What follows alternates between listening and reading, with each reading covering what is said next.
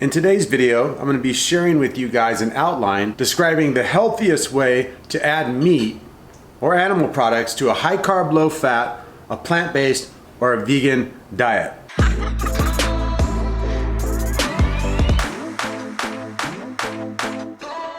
In today's video, we're going to be focusing on three main topics. Number one, who is this for? And why would someone want to add meat to a vegan or a plant-based or a high carb, low fat diet in the first place? Number two, what are the key elements to having a lot of success when transitioning or adding meat to your vegan diet? And number three, I'm gonna hit on the topic of oils or no oils. I still get that question all the time. It's a little bit confusing. You used to say no oils, now some oils are okay. Is there some nuance or am I just going crazy? Okay, so let's talk about why someone would add meat to their vegan or high carb, low fat diet, or who is this gonna benefit the most. Now, most of the people watching this video are watching because they've gone through phase 2, which is the phase when you're healing your skin, where you test your biomarkers and your body tells you, okay, I need high carb, low fat, or I need a fat-based and protein-based approach. But you are feeling in your biomarkers some evidence of poor assimilation of nutrients, your testosterone may be a little bit too low, your hormones are slightly out of balance, maybe your gut health still isn't where you want it to be. Maybe you're one of those people who are having a lot of problems getting enough calories, so the vegan or the high carb, low fat approach is making you lose way too much weight, or you're just pooping all the time. There's several issues that both I faced when I was vegan and some of my long-term vegan clients have. So if you've had some success with the vegan approach or the plant-based approach, but your digestion is still off, your skin is not yet really budging at all, you aren't feeling super energetic, your sleep, your hormones, and your gut health is not really taking that next step, then it's time to make the adjustment. That's who will benefit from adding the animal protein. The animal protein and the animal fats, as I was stating earlier, do a really good job of adding dense calories that are easy to digest to a diet, therefore making it really an easy intervention if you are struggling to get enough calories, which a lot of people do on the high carb, low fat system. There are a ton of hidden trigger foods in the plant world. In everything from oxalates to salicylates to anti-nutrients to just undigestible fiber. What could work for John over here, kale, might be absolute poison for Susie over here. So by adding things like chicken, which is almost a fat-free protein source, it's super dense in calories, it adds amino acids, it's a very neutral digestion food, and you're eating 400 to 800 calories of chicken rather than the possibility of eating a bunch of trigger plant foods that are hidden from you that you don't know about, that are keeping you sick. It can make a huge difference. If you're eating the wrong plant foods, you will destroy your skin. What are the key elements of success for making the transition work for you? I'm gonna cover that next. Okay, number one, and this is the biggest big picture thing about adopting animal products into your vegan diet, is your macros. And if you don't know what your macros are the percentage of fat, carbohydrates, and protein that make up your total calories in your diet. When you are using a high carb, low fat system, you don't wanna be taking in more than 20% fat total at all, ever. Once you start taking in more than 20% fat, when you have that much carbohydrate in your system, your body will be super out of balance. High carb and high fat equals gut dysbiosis. And that's what we're trying to avoid at all costs when you're healing the skin. So make sure your overall fat is 20% or under. Your other two macros don't really matter. You can eat your carbs and you can eat a ton of protein, and those percentages don't really matter as long as the fat is 20 or under. Just like when you're sourcing your plant foods, you don't go to the ghetto and buy carrots that you find in the sewer. That's just not the healthiest way to buy carrots. You usually go to that nice mom and pop organic store, the farmer's market, or Whole Foods, a place that you know you can get clean, healthy carrots. Same thing goes for eating animal products. There's a couple rules. Antibiotic-free, hormone-free is best. Eat animals that are pastured. So if you're gonna eat eggs, you gotta be pastured eggs. If you're gonna eat meats, pastured meats. Wild-caught animals are the healthiest, period. Make sure you're sourcing your meat clean. Make sure the sources of your meat are really good. But the key elements of that are 100% no hormones added and antibiotic free, and make sure your animals are getting sunlight and eating the food they're supposed to eat. When you're eating and adding meat to a veganish or high carb, low fat or plant-based diet, it's a little bit of the opposite of when you're doing a carnivore or high fat or paleo or keto approach. You're gonna be looking for lean cuts of meat because you don't want your fat percentage to get out of control, but you want the satiation, you want the caloric intake, you want the amino acids. But don't be afraid to use a plethora of different animal foods: tallow, liver, liverwurst, fish, pastured eggs. This will be really awesome for absorption. This will be really, really awesome for assimilation. And those of you who've been plant-based or vegan for a while, once you start adding that healthy, strong cholesterol, you're gonna feel a mental and hormonal boost almost right away. Don't get suckered into the trap that raw vegetables and raw fruit, fruitarianism or raw veganism will heal everything all the time. It's a big trap for most people. It will take your health from bad to even worse, or from good to bad. You can use those systems properly for short periods of times to cleanse and detox your body. And some people will roll with it who have immediate success for a period of time like I did.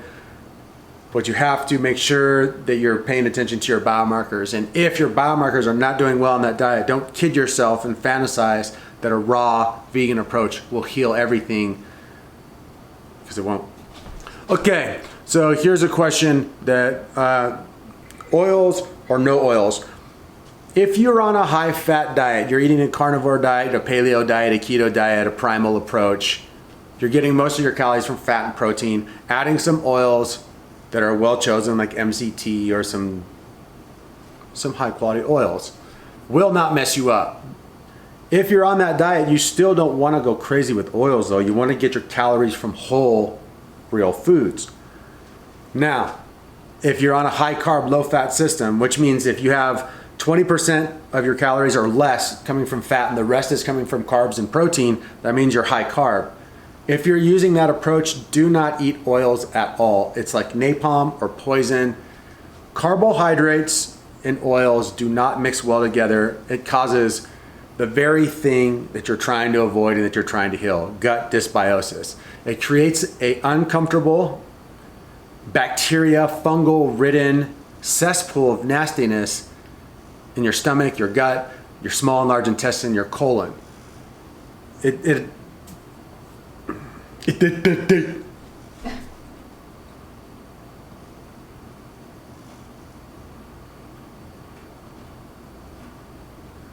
So, as I was stating earlier, if you are adopting this high carb, low fat style, you want to avoid oils altogether and get your healthy fats from the animals. You're gonna decide to eat animals, might as well utilize their power. The cholesterol, the healthy omegas, the rich aminos are gonna do you really good. And you might as well get all 20% of your fat for the day from animals, in my opinion. That's what's working the best for my clients. Here's what I would avoid fat-wise when you're on plant-based plus meat. All oils, pretty much all nuts, and all of the fatty plant foods can be hidden trigger foods for a lot of people. So things like avocados. If you are getting all of your fat from avocados every single day and you just are not having progress, or your gut health or your skin health or your biomarkers are not improving, it could drastically be or simply be the avocados. So I say avoid the avocados, get all of your protein and all of your fat needs from the animals. You're gonna feel a lot better. You're gonna notice a huge difference.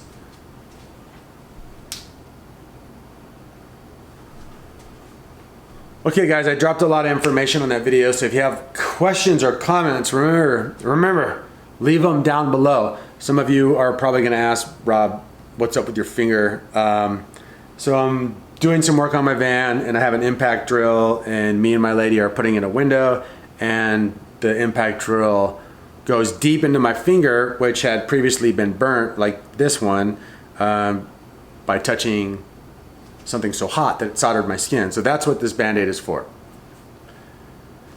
Anyway guys, I think I'm gonna end the video there. The main thing when doing all of this stuff is to pay attention to your biomarkers and how you are feeling when you eat the food, when you do the cleanses, when you're living the lifestyle. How are you actually feeling? What are your biomarkers telling you? If your biomarkers are doing great, then hold steady. If your biomarkers are crazy and all over the place month after month, it's time to make an adjustment. And make sure you're making wise decisions and not just guessing based on something that you saw someone else doing. Test yourself. That's what the 3 phases workbook is for. You can get that at holistichealthactivation.com. Phase 2 is probably the most important thing you would ever do in your entire life if you have eczema, dermatitis, psoriasis, or any type of gut issues. Test your biomarkers, figure out your diet, move to phase 3. And if phase 3 calls for you to add animal products, this video will be a nice guide. It's pretty simple. It's not that complicated. Source your meats really well. Keep the fats under 20%. Know how to distribute your carbohydrates for yourself. Don't do the oils. Avoid the nuts. Avoid avocados. Make sure you're eating the plant foods that work really well for you. Get the lean protein. Get the fatties, fatty meats. You'll be on your way. You will see a difference.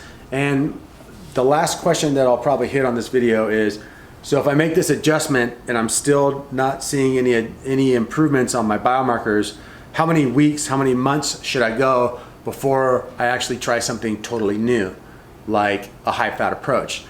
And I would say that if you make this adjustment and within 2 months your biomarkers aren't obviously different and improved, then I would consider cleansing yourself again and then going into a fat phase to see if that makes a huge adjustment with your biomarkers, and then rolling from there, rolling with it and refining. That's the way of the game. And that leads me to the end of the video, guys. I'm gonna do my outro and then I'll do my ramble for those of you guys who watched to the end. So thanks so much for watching. I hope this helped you guys. Again, this channel is not about ex-vegan, anti-vegan, carnivore's best. I want to try to put out as many videos as I can that give you guys ammo and tools for healing your skin. And this is just one of them. This is for the people who have done better with veganism, high carb, low fatism, plant-basedism, but are feeling the shift and the need to switch it up slightly. If you're a high carb person and you need to start your adjustment, these healthy fats and the healthy proteins from animals can be an absolutely magic pill. Don't make it too overcomplicated. Leave all your comments and questions down below. Thanks so much for watching. Remember to subscribe and share if you haven't already. Hit that notification bell. You can also find me on Instagram. Rob Stuart is my name. Eczema healing is my game. And in real life, my name is Rob Stuart, just like my dad. Different middle name though. Here is the question of the day. And the last question I asked, I don't remember what it was, but no one got it right, so I didn't give away an ebook, but I'm gonna up the ante on this one. If you can guess my dad's middle name, his name is Robert something Stewart. He's got a rad middle name. My middle name is Hugh, Robert Hugh Stewart. His middle name is something different. Whoever guesses his middle name, I will give away all 3 of my powerful ebooks to. The Oil-Free Success, 3 Phases Workbook, and Super Juice. I'll give them all to you for free just for guessing my dad's middle name as a fun game. Anyway, guys, much love to you out there. Most of you on this journey are absolute warriors. Keep your eye on the prize. Remember, this is a marathon and not a sprint. The diet, phase 2, is seriously where to put the focus. If you're struggling with your biomarkers, check in with yourself. Make sure you're being honest and aware. And if you have beliefs about who you are or what diet you are on, those beliefs could be holding you back. You might have to be more open-minded. It breaks my heart when I talk to people, have consultations, I'm getting to know people, seeing if we're going to be a good fit. And if you're looking to get a hold of me for coaching, there's a link in the description box for that. But I'm talking to people to see if we're going to be a good fit for them to be my new client. And it makes me sad sometimes because I totally forgot what I was going to say. It's going to be so deep.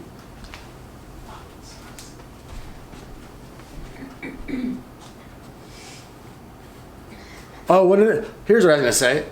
So when I'm talking to a new client, it breaks my heart. It absolutely breaks my heart when I ask someone, well, what are you willing to do?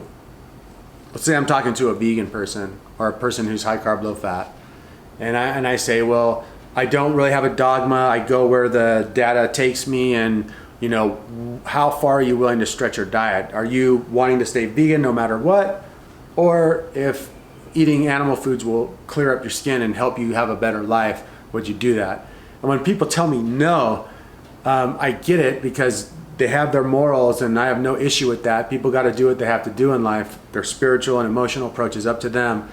But I also think then you have to just take your medicine. If you're like, I'm going to be vegan no matter what, even if it doesn't work, then you have to take your lumps. But you can also be an amazing person and eat animal foods. And conversely, if you're someone who's seeing this carnivore movement and this keto movement, and you just think it's sexy and you think you're going to get super buff and shredded and all beautiful from it, and you just want that to happen, and that's your belief, that belief could hold you back. You might be someone who needs a more balanced approach, a slightly different approach. So I'm rambling, but I'm dropping some downloads about awareness, hopefully, and about what can actually set you free.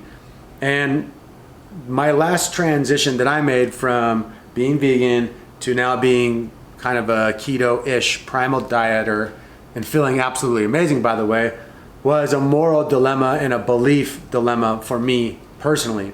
And it was the fact that I allowed myself to step back and change my perspective, which then allowed my health to springboard to another high level again. It was my perspective that affected my actual life. So I guess that's it for today. Much love.